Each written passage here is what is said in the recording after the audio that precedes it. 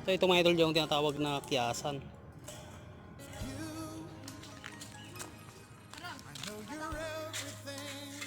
Yan mga boss, ito yung dagdag niya. Sa bali ang luto nito mga boss, so i-pre-prito. Yan o. Oh. Silat. So, bantay. Yan mga bossing, malapit nang mag-crispy. Itong kiyasan mga bossing, may verde, may dilaw, at saka may brown. Yan. So, tatlong kulay po yan. Yung lahi nito.